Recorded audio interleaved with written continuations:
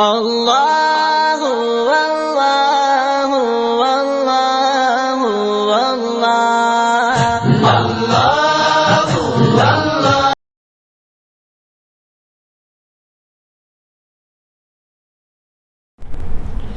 بسم الله الرحمن الرحيم. الحمد لله رب العالمين. الصلاة والسلام على سيد الأنبياء والمرسلين. أما بعد فقد قال الله تعالى في القرآن الكريم والفرقان المجيد بعد أعوذ بالله من الشيطان الرجيم بسم الله الرحمن الرحيم. وإذ قال ربك للملائكة إني جاعل في الأرض خليفة قالوا أتجعل فيها من يفسد فيها ويسفك الدماء ونحن نسبح بحمدك ونقدس لك قال إني أعلم ما لا تعلمون. صدق الله العظيم. رب اشرح لي صدري ويسر لي أمري واحلل عقدة من لساني يفقه قولي. رب يسر ولا تعسر وتمم بالخير وبك نستعين. سبحانك لا علم لنا إلا ما علمتنا إنك أنت العليم الحكيم. எல்லா புகழும் புகழ்ச்சியும் ஏக வல்லோனாகிய அல்லாஹு ஜல்ல ஷானஹு வ தஆலா ஒருவனுக்கே உரித்தாகுக.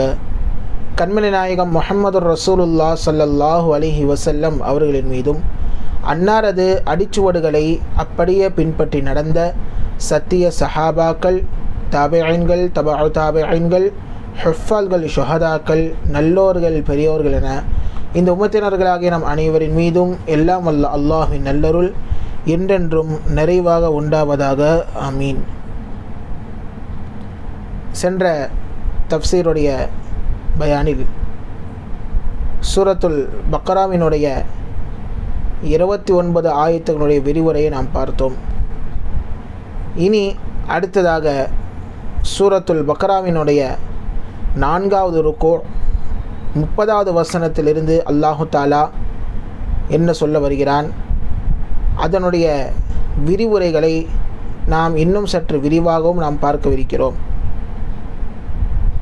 கணியத்திற்குரியவர்களே, இதற்கு முன்னர் அல்லாஹு தாலா மனிதர்களுக்கு செய்த நியாமத்துகளை நினைவுபடுத்தி பேசிக்கொண்டே வந்தான்.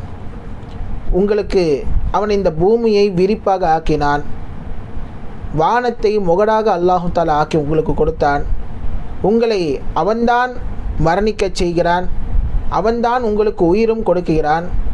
இப்படி எல்லா விதமான நியாமத்துகளும் உங்களுக்கு தந்த அந்த அல்லாஹை நீங்கள் வணங்க வேண்டாமா என்று சொல்லி அந்த மனித சமுதாயத்தை பார்த்து அல்லாஹு தஆலா கேள்வியை கேட்கிறான். நம் அனைவரையும் பார்த்து அல்லாஹு தஆலா இந்த ஒரு கேள்வியை கேட்கிறான். உங்களுக்கு நான் எவ்வளவு நியாமத்துகளை புரிந்திருக்கிறேனே, அருட்கொடை எனக்கு தந்திருக்கிறேனே, ஆனால் நீங்கள் என்னை வணங்காமல் வேறு தெய்வங்களை நீங்கள் வணங்கி கொண்டிருக்கிறீர்களே என்று சொல்லி அல்லாஹு தஆலா கேட்கிறான். தற்பொழுது இனி 30வது வசனத்திலிருந்து அல்லாஹு தாலா ஹஸரத் ஆதம் அலைஹிஸ்ஸலாம் அவர்கள் படைக்கப்பட்ட நோக்கம், அவர்கள் எவ்வாறு படைக்கப்பட்டார்கள், ஆதம் அலைஹிஸ்ஸலாம் அவர்களுக்கு முன்னர் இந்த உலகில் யாரெல்லாம் வாழ்ந்தார்கள், அவர்கள் எப்படி அழிக்கப்பட்டார்கள், இப்லீஸ் என்பவன் யார், ஷைத்தான் அவன் எப்படி, அந்த இப்லீஸ் எப்படி ஷைத்தானாக மாறினான், அவனுடைய இயற்பெயர் என்ன, மலக்குமார்களை பற்றியும் இன்னும் ஒரு சில சுவாரஸ்யமான தகவல்களை பற்றியும் நாம் இனி தஃப்சீர் பயானில் நாம் பார்க்கவிருக்கிறோம். கணியத்திற்குரியவர்களே, முதலாவதாக நாம் தற்பொழுது தங்களுக்கு முன்னால் ஓதிய வசனம் சூரத்துல் பக்ராவின் 30வது வசனம். இது கால ரப்புக லில் மலாயிகத்தி இன்னி ஜாயிலுன் ஃபில் அர்லி ஹலீஃபா. நிச்சயமாக நான் பூமியில் ஒரு பிரதிநிதியை உண்டாக்கப் போகிறேன் என்று நபியே மலக்குமார்களிடம் சொல்வதை நீங்கள் நினைவு கூறுங்கள். அப்பொழுது மலக்குமார்கள் இப்படி சொன்னார்கள், காலு அத்தஜஅலு ஃபீஹா மன் யுஃப்ஸிது ஃபீஹா வயஸ்ஃபிகு திமா. மலக்குமார்கள் சொன்னார்கள், அத்தஜஅலு ஃபீஹா மன் யுஃப்ஸிது ஃபீஹா, இந்த பூமியில் இரத்தம் சிந்தி குழப்பத்தை விளைவிக்கக்கூடிய அந்த பிரதிநிதியாக நீ படைக்கப் போகிறாய். வயஸ்ஃபிகுத்திமா, அவர்கள் இரத்தங்களை எல்லாம் ஓட்டுவார்கள், பலவிதமான ஃபித்னா ஃபசாத் எல்லாம் செய்து கொண்டிருப்பார்கள், குழப்பங்களை விளைவித்து கொண்டிருப்பார்கள். அப்படிப்பட்ட ஒரு படைப்பையா நீ படைக்கப் போகிறாய் என்று மலக்குமார்கள் அல்லாஹு தஆலா கேட்கும் பொழுது இப்படியும் சொன்னார்கள், ஏன் உனக்கு பிரதிநிதி என்பது தேவை, அதான் நாங்கள் இருக்கின்றோமே.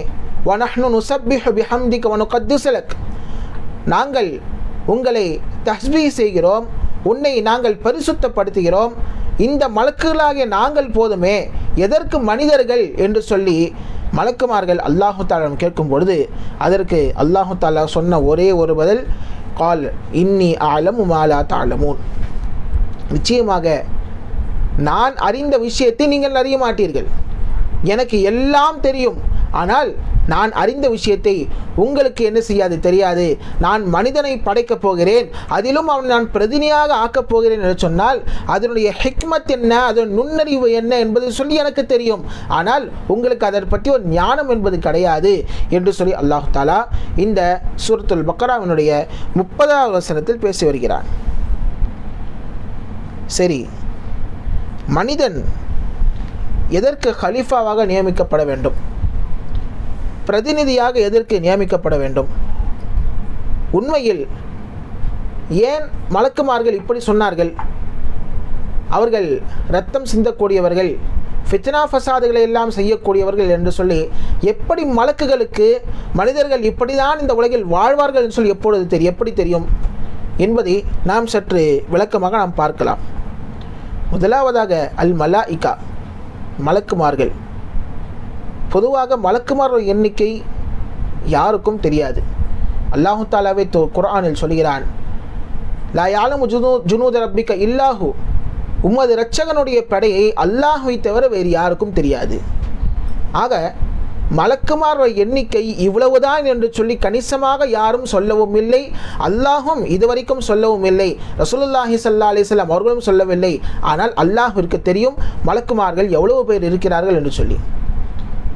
உதாரணமாக நாம் உலகத்தில் பார்க்கிறோம், வானத்தில் இருக்கக்கூடிய நட்சத்திரங்களை நாம் என்ன சொல்வோம்? நட்சத்திரங்களை எண்ண முடியாது, அது கணக்கில்லாமல் இருக்கும் என்று சொல்வோம் அல்லவா? அதே போன்றுதான் மலக்குமார்களை பொறுத்த வரைக்கும் அவர்களுக்கு எண்ணிக்கை என்பது கிடையாது. இவ்வளவு பேர் இருக்கிறார்கள் என்று சொல்லி நம்மால் சொல்ல முடியாது. ஆனால் இருந்தாலும் குறிப்பிட்ட ஒரு சில மலக்குகளை நாம் சொல்லலாம். முக்கியமான மலக்குமார்கள், அது மிகவும் பிரபலமான மலக்குமார்கள் 4 நபர்கள். முதலாவதாக ஹஸரத் ஜிப்ரைல் அலைஹிஸ்ஸலாம். இவர்களுடைய பணி அல்லாஹு தஆலா இவர்களுக்கு கொடுத்தது, இவர்கள்தான் மலக்குமார்களுடைய தலைவராகவும், அது மட்டுமல்ல உலகில் வந்து சென்ற அனைத்து நபிமார்களுக்கும் வஹியை, அல்லாஹ்வினுடைய அந்த இறை செய்தியை கொண்டு வந்து கொடுக்கக்கூடிய தூதுவராகவும் இருந்தார்கள் ஹஸரத் ஜிப்ரைல் அலைஹிஸ்ஸலாம் அவர்கள். இரண்டாவதாக ஒரு மலக்கு இருக்கிறார், அவருடைய பெயர் ஹஸரத் மீகாயில் அலைஹிஸ்ஸலாம் அவர்கள். இவர்களுடைய பணி என்ன? உலகில் வாழக்கூடிய அனைத்து ஜீவராசிகளுக்கும் அனைத்து மனிதர்களுக்கும் ரிஸ்கை நிர்ணயம் செய்துவிட்டு வருவது இவர்கள்தான். ரிஸ்கை அளிப்பது, இந்த வீட்டில் இவ்வளவு ரிஸ்க்கு தான் வர வேண்டும் என்று சொல்லி அனுமதி அளிப்பதும் இவர்கள்தான். அது மட்டுமல்ல, மழைக்கு பொறுப்பாளியான மலக்கும் இவர்தான். இந்த இடத்தில் இவ்வளவு மழை பொழிய வேண்டும் என்று சொல்லி குறிப்பாக்குகிற மலக்கு அல்லாஹு தஆலா இந்த மீகாயில் அலைஹிஸ்ஸலாமுக்கு இந்த ஒரு பொறுப்பை ஒப்படைத்தான். மூன்றாவதாக இஸ்ராஃபில் அலைஹிஸ்ஸலாம் என்று ஒருவர். இவர்களுடைய வேலை என்ன தெரியுமா? கியாமத்துடைய நாளில், கியாமத்துடைய சமயத்தில், கியாமத்து எப்பொழுது நெருங்குமோ அந்த நேரத்தில் ஒரு சூரை ஊதுவார்கள். அந்த சூர் ஊதுவதின் காரணமாக உலகில் உள்ள அனைத்து படைப்பினங்களும் அழிந்துவிடும், உலகம் முழுவதும் அடைந்துவிடும். இரண்டாவதாக ஒரு சூர் ஊதப்படும், அப்பொழுது அனைத்து படைப்பினங்களும் அல்லாஹ்விடம் எழுந்து நிற்பார்கள். அதுதான் கியாமத்து நாளாக இருக்கும்.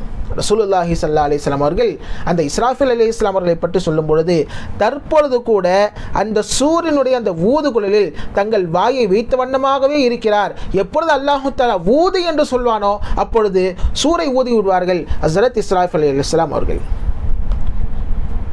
நான்காவதாக ஒரு மலக்கு, அவர்கள் பெயர்தான் ஹஸரத் இஸ்ராயில் அலைஹிஸ்ஸலாம் அவர்கள். அதாவது நம் ரூஹுகளை, உயிரை கைப்பற்றக்கூடிய மலக்கு, இவருக்கு இந்த ஒரு பணியை அல்லாஹ் தஆலா வழங்கினான். இது அல்லாமல் நிறைய மலக்குமார்கள் பிரபலமானவர்கள் இருக்கிறார்கள். கிராமன் காத்திபீன் என்று சொல்லி மலக்குகள். அதாவது கிராமன் காத்திபீன்னா நாம் தவறாக நினச்சிட்டு இருக்கோம். அதாவது வலது பக்கம் தோளில் இருக்கிற கிராமனு, இடது பக்க தோளில் இருக்கிற காத்திபீன், அப்படி அல்ல. மாறாக அந்த 2 மலக்கிற்கும் சேர்த்து பெயர் தான் கிராமன் காத்திபீன் என்ற பெயர். கிராமன் காத்திபீன் என்ற பெயருக்கு அர்த்தம் என்ன தெரியுமா? சங்கை செய்யப்பட்ட 2 எழுத்தாளர்கள் என்று அர்த்தம். பொதுவாக அந்த 2 மலக்குகளுக்கும் கிராமன் காத்திபீன் என்று தான் சொல்லப்படும். எனவே தவறாக விளங்கி கொண்டிருக்கிறீர்கள். இடது பக்கம் காத்திபீன், வலது பக்கம் கிராமன் என்று சொல்லி தவறாக விளங்கி கொண்டிருக்கிறார்கள். அது தவறு. 2 பேருக்கும் சேர்த்து பெயர் தான் கிராமன் காத்திபீன். அது மட்டுமல்லாமல் இன்னும் ஒரு சில மலக்குகள் நம்மை பாதுகாப்பதற்காக வேண்டி அல்லாஹு தஆலா ஒரு மலக்கை நியமித்திருக்கிறான். அவர்களுக்கு பெயர் ஹஃபலா என்று சொல்லப்படும். ஹஃபலா என்ற மலக்குகள். கபரில் கேள்வி கேட்கக்கூடிய முன்கர் நக்கீர் என்ற மலக்குகள். இன்னும் சொல்லப்போனால் சொர்க்கத்தை பாதுகாக்கக்கூடிய ரிதுவான் என்ற மலக்கு, நரகத்தை பாதுகாக்கக்கூடிய மாலிக் என்ற மலக்கு என்று சொல்லி நிறைய மலக்குமார்கள் இந்த உலகில் இருந்து கொண்டுதான் இருக்கிறார்கள், வானில் இருந்து கொண்டுதான் இருக்கிறார்கள். உங்களுக்கு மலக்குமார்கள் எண்ணிக்கை பற்றி சொல்ல வேண்டும் என்றால் இப்படி ஒரு தகவலை நாம் சொல்லலாம். என்ன தெரியுமா? காபத்துல்லாவுக்கு நேர் எதிராக ஒரு மஸ்ஜித் இருக்கிறது. காபத்துல்லா நேர் எதிராக வானத்துக்கு மேலே ஒரு மஸ்ஜித் இருக்கிறது. அந்த மஸ்ஜிதிற்கு பெயர் தான் பைத்துல் மாமூர் என்று பெயர். பைத்துல் மாமூர். அந்த மஸ்ஜிதுடைய இமாம் ஹஸ்ரத் ஜிப்ரீல் அலைஹிஸ்ஸலாம் அவர்கள், அதனுடைய முஅத்தின் அந்த மஸ்ஜிதுக்கு மோதினார் ஹஸ்ரத் மீகாயில் அலைஹிஸ்ஸலாம் அவர்கள். அதாவது அந்த மஸ்ஜிதில் என்ன செய்வார்கள்? இருந்து கொண்டு காபாவை தவாஃப் செய்து கொண்டே இருப்பார்கள். தவாஃப் செய்வார்கள். அந்த தவாஃப் கியாமத்து வரைக்கும் நடந்து கொண்டே இருக்கும். ஆனால் இதில் ஒரு விஷயம் என்ன தெரியுமா? ஒரு மலக்கு தன் வாழ்நாளில் ஒரு முறை தான் சென்று தவாஃபை செய்ய முடியுமா? ஆனால் அந்த தவாஃப் கியாமத்து வரைக்கும் நடந்து கொண்டிருக்கும் என்றால் அப்போ மலக்குமார்கள் எண்ணிக்கை என்பது அல்லாஹ்வை தவிர்த்து வேறு யாருக்கும் தெரியாது என்பதை இங்கே நமக்கு அல்லாஹு தஆலா சொல்லி காட்டுகிறான். ஆக மலக்குகளை பொறுத்த வரைக்கும் பல்வேறு விதமான பொறுப்புகள் உடையவர்களாக இருக்கிறார்கள். ஒரு சில மலக்குகளுக்கு அல்லாஹு தஆலா இப்படி கட்டளையிட்டு இருக்கிறான், நீங்கள் உங்கள் வாழ்நாளை ருக்கூவிலேயே நீங்கள் கழிக்க வேண்டும். இன்னும் ஒரு சில மலக்குகளுக்கு அல்லாஹு தஆலா உங்கள் வாழ்நாளை சஜ்தாவிலேயே நீங்கள் கழித்து கொண்டிருக்க வேண்டும். இன்னும் ஒரு சில மலக்குகள் அல்லாஹுடைய அரிசை சுமந்த வண்ணமாக வானத்தில் இருந்து கொண்டுதான் இருக்கிறார்கள். இன்னும் ஒரு விஷயம் என்னவென்றால், வானத்தில் ஒரு இடம் கூட காலியாக இல்லை, ஒரு இன்ச்சு கூட காலியாக இல்லை. எப்படி?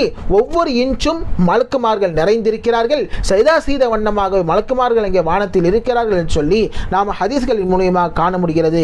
ஆக மலக்குமார்களை பொறுத்த வரைக்கும் அவருடைய எண்ணிக்கையை நாம் எண்ணி முடிக்க முடியாது. அது எண்ணிக்கை யாருக்கும் தெரியாது, அல்லாஹ்வை தவிர என்பதை நாம் இங்கே கவனத்தில் கொள்ள வேண்டும். அடுத்ததாக அல்லாஹ் தஆலா சொல்கிறான், இன்னி ஜாயிலுன் ஃபில் அர்லி ஹலீஃபா. இந்த பூமியில் ஒரு பிரதிநிதியை நான் ஏற்படுத்தப் போகிறேன். ஒரு பிரதிநிதியை நான் ஏற்படுத்தப் போகிறேன். பிரதிநிதி ஏன்? அல்லாஹுடைய கட்டளைகளை இந்த அடியார்களுக்கு சொல்ல வேண்டும் என்று சொன்னால் அந்த அடியார்களிலிருந்து ஒரு அடியானை தேர்ந்தெடுக்க வேண்டும். அல்லாஹ் நினைத்திருந்தால் மலக்குகளை வைத்து மனிதர்களுக்கு பாடத்தை கற்பித்து தந்திருக்கலாம். ஆனால் அல்லாஹு தஆலா அப்படி செய்யவில்லை. மாறாக தன் நல்லடியார்கள் யார் மிகவும் தகுதி பெற்றவராக இருக்கிறார்களோ அவரை அல்லாஹு தஆலா தேர்ந்தெடுத்து இந்த மக்களை நல்வழிப்படுத்துவதற்காக வேண்டி பிரதிநிதிகளாக அல்லாஹு தஆலா இந்த மனிதர்களை ஆக்கியிருக்கிறான் என்பதை நாம் இங்கே பார்க்க முடிகிறது. ஆக இந்த பிரதிநிதித்துவம் என்பது மிகவும் உயர்ந்த பணி, அல்லாஹ் சொன்ன பணி. அல்லாஹ் நம்மை இந்த உலகிற்கு எதற்காக வேண்டி அனுப்பி வைத்திருக்கிறானோ அந்த பணியை செய்வதற்காக வேண்டி நாம் இந்த உலகில் வந்திருக்கிறோம். அல்லாஹ் சொன்ன பணிதான் இந்த பிரதிநிதித்துவம். சரி, அல்லாஹ் எதற்காக வேண்டி மனிதனுக்கு பிரதிநிதி என்ற ஒரு அந்தஸ்தை கொடுத்தான், ஹலீஃபா என்ற அந்தஸ்தை கொடுத்தான்? மலக்குமார்களுக்கு கொடுத்திருக்கலாம் அல்லவா? ஏனென்றால் மலக்குமார்கள் அவர்கள் எந்த விதமான பாவமும் செய்யாதவர்கள், அவர்கள் வாழ்நாளில் ஒரு பாவம் கூட செய்யாதவர்கள், இனி செய்யவும் மாட்டார்கள். அப்படிப்பட்ட சிறந்த மலக்குமார்களை ஹலீஃபாவாக இந்த உலகிற்கு அனுப்பியிருக்கலாம் அல்லவா?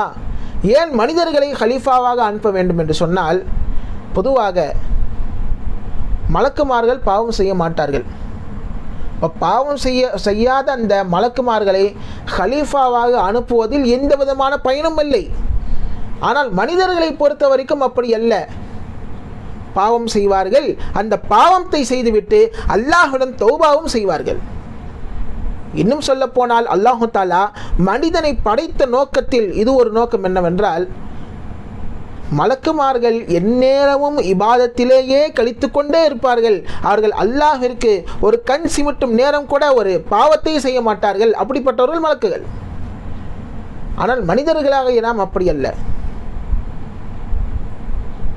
அல்லாஹு தாலாவை பொறுத்த வரைக்கும் தனது தன்மைகளை மனிதர்கள் மீது வெளிப்படுத்துகிறார். நீ பாவம் செய்து விட்டாயா, நான் கஃபூராக இருக்கிறேன், உனது பாவத்தை நான் மன்னிக்கிறேன். அல்லது நீ தவறு செய்து விட்டாயா, நான் ஜப்பார், நான் அடக்கி ஆளக்கூடியவனாக இருக்கிறேன், நான் கஹார், அதாவது எல்லா விதமான சக்திகளையும் உள்ளடக்கக்கூடியவனாக இருக்கிறேன் என்று சொல்லி அல்லாஹு தாலா தனது தன்மைகளை இந்த அடியார்களின் மீது வெளிப்படுத்துகிறான்.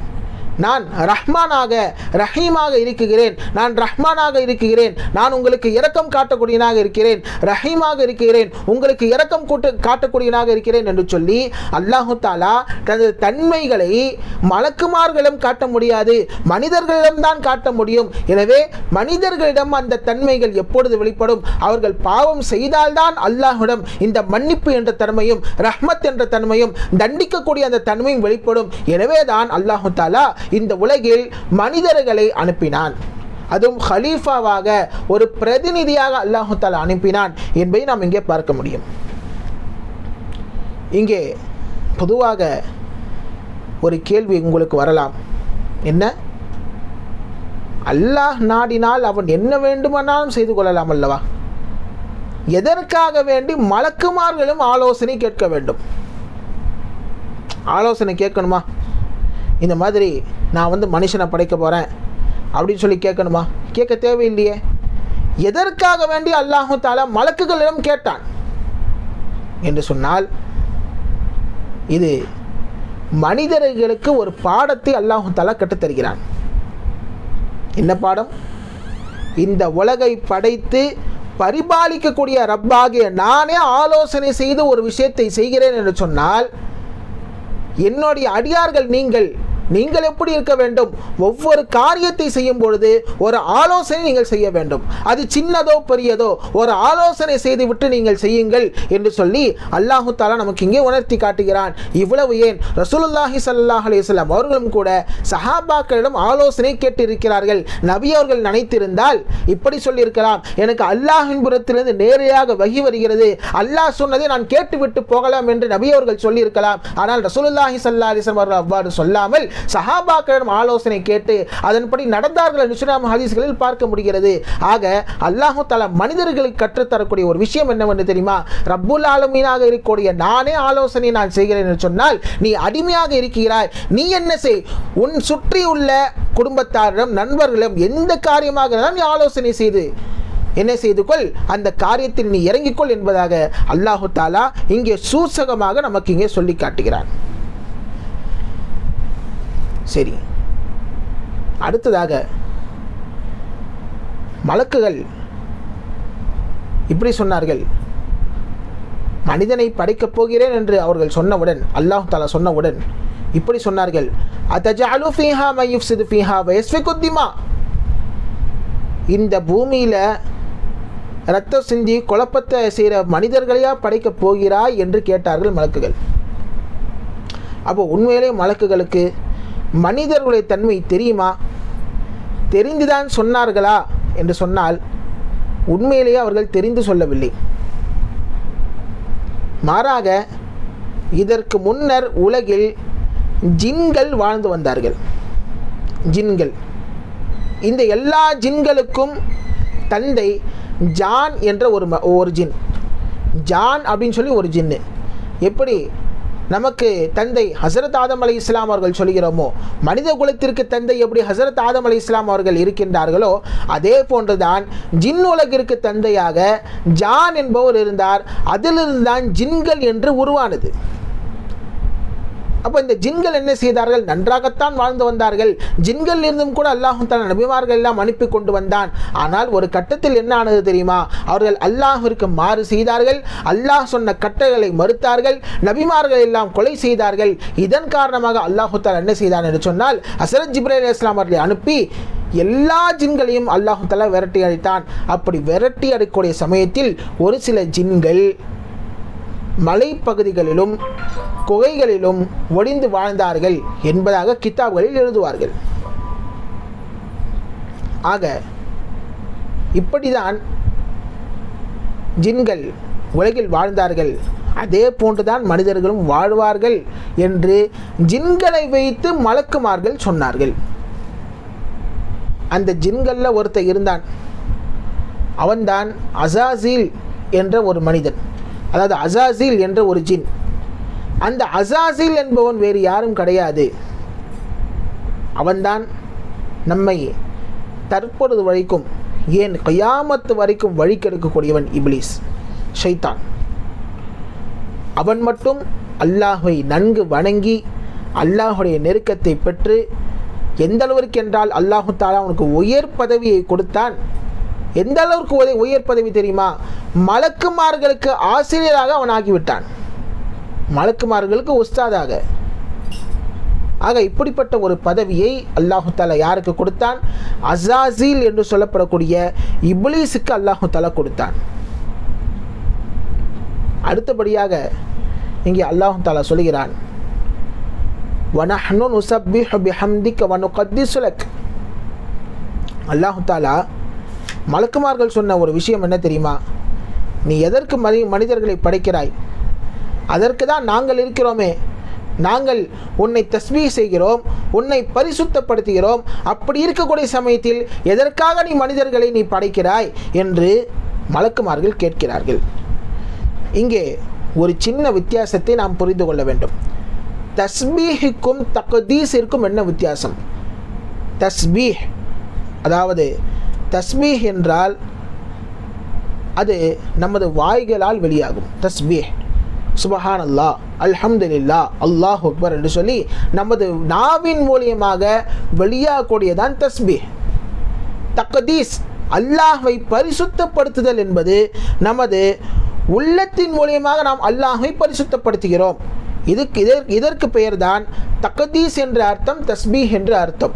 இதற்கு தான் ரெண்டு வித்தியாசத்தை நாம் இங்கே புரிந்து கொள்ள வேண்டும். அடுத்தபடியாக அல்லாஹு தஆலா சொல்கிறான் மலக்குமாரிடத்தில், எல்லாம் பேசி முடிச்சோன்னே அல்லாஹு தஆலா சொல்கிறான், இன்னி அலமு அலா தஅலமூன். நீங்கள் அறியாதவற்றை நான் நன்கு அறியக்கூடியவனாக இருக்கிறேன் என்று சொல்லி அல்லாஹு தஆலா அந்த மலக்குகளை என்ன செய்கிறான்? அவர்களுக்கு ஒரு பாடத்தை கற்பிக்கிறான். என்ன பாடத்தை அல்லாஹு தஆலா கற்பித்தான்? ஆதம் அலைஹிஸ்ஸலாம் அவர்களை படைத்தான். ஆதம் அலைஹிஸ்ஸலாம் எப்படி படைக்குகிறான்? களிமண் மூலியமாக அல்லாஹு தஆலா படைக்கிறான். களிமண், அதுவும் சாதாரணமாக என்ன செய்யலை, மண்ணை பூமி எடுக்க விடலை. பெரும்பாலும் நீங்கள் இந்த வரலாறுகளை கேள்விப்பட்டு இருக்கலாம். இருந்தாலும் தஃப்சீருடைய பயான் என்பதால் உங்களுக்காக வேண்டி சொல்லப்படுகிறது. முதலில் ஹஸரத் ஜிப்ரீல் அலைஹிஸ்ஸலாம் அவர்கள் பூமிக்கு வருகிறார்கள். பூமிக்கு மண்ணை எடுக்க போடும் பொழுது இப்படி அந்த மண் பேசுகிறது, பூமி பேசுகிறது, ஏன்ட்டு மண்ணை எடுத்து போயிடாதீங்க, மண்ணை எடுத்துடாதீங்க, ஏன் நீங்கள் மண்ணை எடுக்கிறீங்க அப்படின்னு கேட்கும் பொழுது அதற்கு ஹஸரத் ஜிப்ரீல் அலைஹிஸ்ஸலாம் அவர்கள் சொன்னார்கள், இல்லை, அல்லாஹு தஆலா தான் எடுக்க சொன்னான், அல்லாஹ் எடுக்க சொன்னால் நான் எடுக்க வந்திருக்கிறேன் என்று சொல்லும் பொழுது அந்த பூமி அழுது கொண்டே ஜிப்ரீல் அலைஹிஸ்ஸலாம் சொன்னது, அல்லாஹின் மீது சத்தியமாக அல்லாஹ்விற்காக வேண்டி என்ன செய்யாதீர்கள், என்னை நீங்கள் எடுக்காதீர்கள், என்னிலிருந்து நீங்கள் மண்ணை எடுத்து செல்ல வேண்டாம், என்னிலிருந்து ஒரு படைப்பை படைக்க வேண்டாம் என்று சொல்லி அல்லாஹ்வின் பெயரை கொண்டு சொல்லி கேட்டதால் ஹஸரத் ஜிப்ரீல் அலைஹிஸ்ஸலாம் அவர்கள் விட்டுவிட்டார்கள். இப்படியே ஹஸரத் மீகாயில் அலைஹிஸ்ஸலாம் அவர்களும் சென்றார்கள். ஹஸரத் இஸ்ராஃபில் அலைஹிஸ்ஸலாம் அவர்களும் சென்றார்கள். அவர்களுக்கும் இதே ஒரு பதிலை தான் கொடுத்தது. அவர்களும் மண்ணை எடுக்காமல் திரும்ப வந்து விட்டார்கள். கடைசியாக ஹஸரத் இஸ்ராயில் அலைஹிஸ்ஸலாம் அவர்கள் வருகிறார்கள். வந்தவுடன், நான் உனது பேச்சை கேட்க மாட்டேன், நீ என்னதான் சொல், நான் ரப்புடைய பேச்சை தான் கேட்பேன் என்று சொல்லி பூமியிலிருந்து மண்ணை எடுத்து செல்கிறார்கள். அதிலும் ஒரே ஒரு இடத்தில் மட்டும் எனக்கு எடுக்கவில்லை, மாறாக உலகில் உள்ள பல்வேறு இடங்களில் மண்களை எல்லாம் சேர்த்து சேகரித்து அல்லாஹ்விடம் கொண்டு போய் சேர்க்கிறார்கள் ஹஸரத் இஸ்ராயில் அலைஹிஸ்ஸலாம் அவர்கள். ஆக ஹஸரத் இஸ்ராயில் அலைஹிஸ்ஸலாம் அவர்களுக்கு ஒரு இரக்க குணம் இல்லாததின் காரணத்தினால்தான் அல்லாஹு தாலா அவர்களுக்கு ரூஹ் எடுக்கக்கூடிய பொறுப்பை அல்லாஹ் கொடுக்கிறான். ஏனென்றால் மற்ற 3 மலக்குமார்கள் பூமி பேசியதை பார்த்து இறக்கப்பட்டார்கள். ஆனால் ஹஸரத் இஸ்ராயில் அலைஹிஸ்ஸலாம் அவர்கள் இறக்கப்படாததன் காரணமாக உங்களுக்கு நான் ரூஹை எடுக்கக்கூடிய பொறுப்பை கொடுக்கிறேன் என்று சொல்லி அல்லாஹு தாலா ஹஸரத் இஸ்ராயில் அலைஹிஸ்ஸலாமுக்கு ரூஹ் எடுக்கக்கூடிய பொறுப்பை கொடுத்திருக்கிறார்.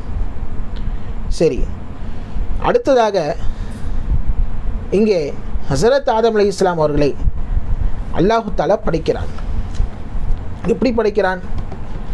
களிமண்ணை அல்லாஹு தாலா குழைக்கிறான்.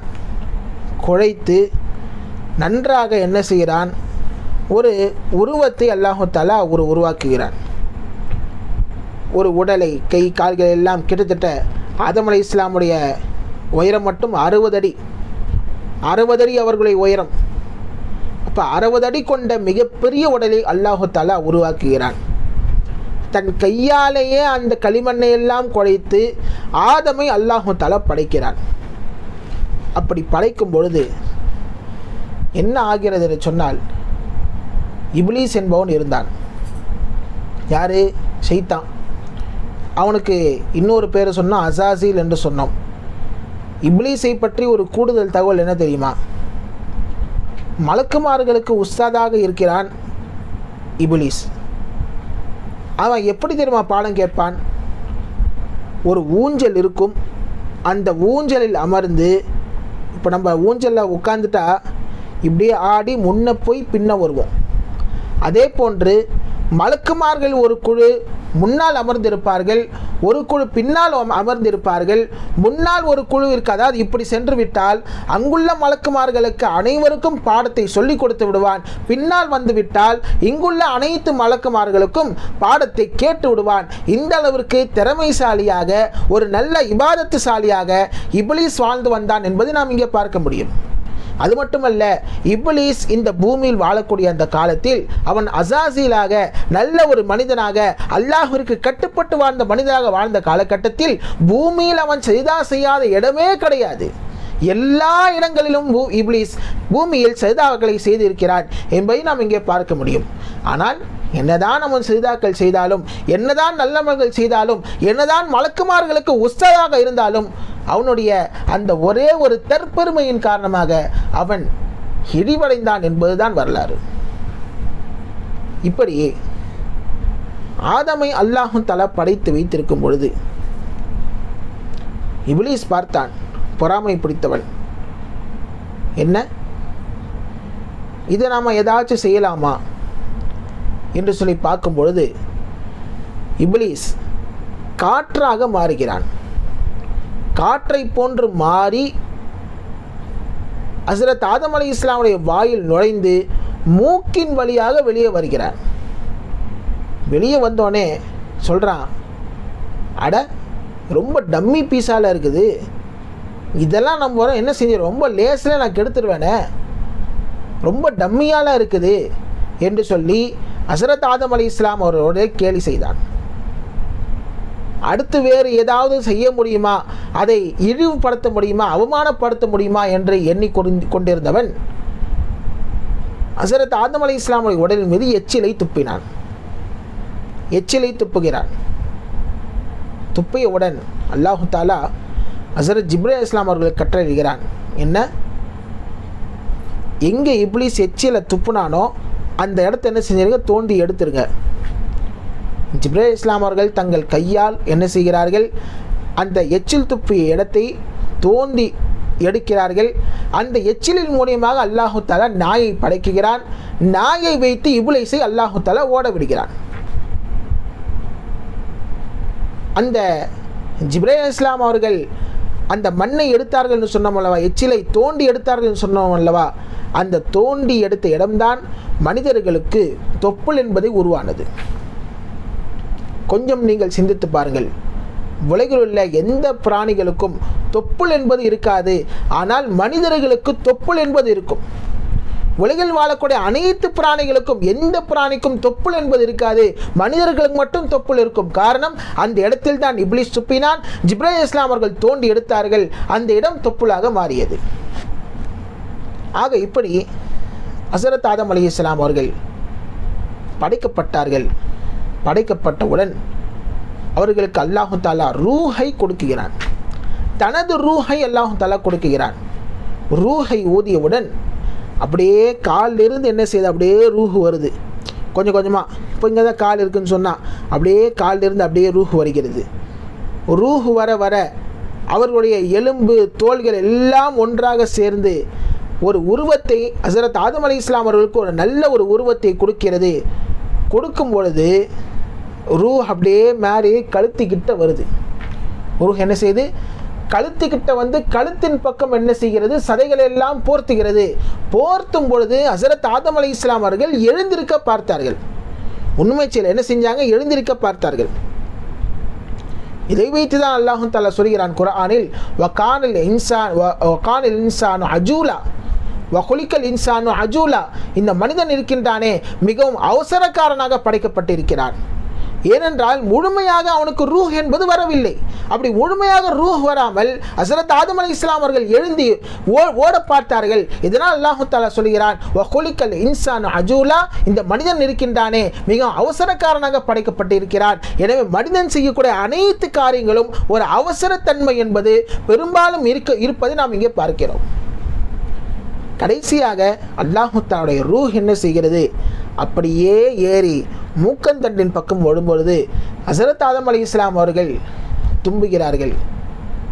தும்பியவுடன் அல்லாஹ் தஆலா ஹஸரத் ஆதம் அலைஹிஸ்ஸலாம் அவர்களுக்கு சொல்லித் தருகிறான், ஆதமே தும்பிட்டீங்களா, அல்ஹம்துலில்லாஹ் என்று நீங்கள் சொல்லுங்கள், அல்ஹம்துலில்லாஹ் என்று நீங்கள் சொல்லுங்கள் என்று சொன்னவுடன் ஆதம் அலைஹிஸ்ஸலாம் அவர்கள் அல்ஹம்துலில்லாஹ் என்று சொல்கிறார்கள்.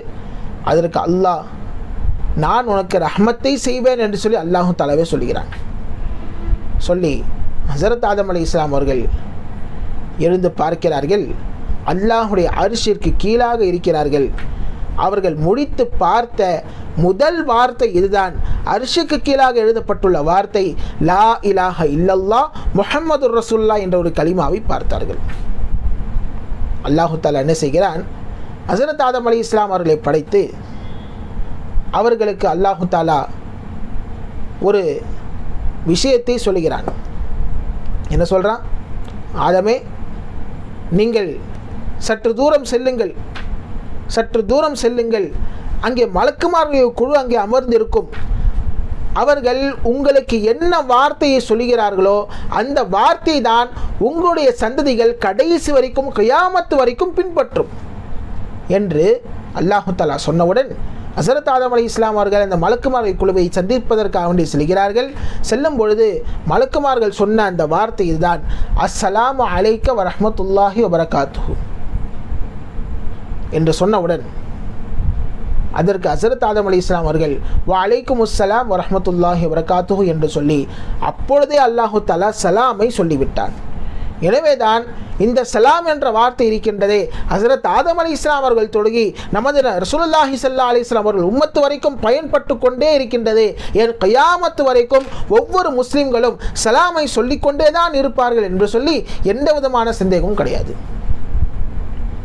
ஆக இப்படிதான் ஆதம் அலைஹிஸ்ஸலாம் அவர்கள் படைக்கப்பட்டார்கள். அதுக்கடுத்ததாக சூரத்துல் பக்ராவினுடைய 31வது வசனத்தில் என்ன ஆனது, அதுக்கடுத்து மலக்குமார்கள் அவர்களுக்கு அல்லாஹ் தஆலா என்னென்னலாம் கட்டளையிட்டான், என்ன செய்ய வேண்டும் என்று கட்டளையிட்டான், அந்த கட்டளைக்கு மாறு செய்தது யார், ஏன் அவன் மாறு செய்தான், மாறு செய்ததின் காரணமாக அந்த இப்லீஸுக்கு என்ன ஏற்பட்டது, அவனுக்கு என்ன கதி ஏற்பட்டது என்பதையெல்லாம் இன்ஷா அல்லாஹ் இனி வரக்கூடிய வாரங்களில் நாம் பார்ப்போம்.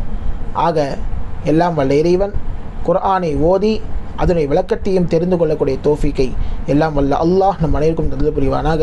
ஆமீன். வாஹிர் தாவானா அல்ஹம்துலில்லாஹி ரப்பில் ஆலமீன்.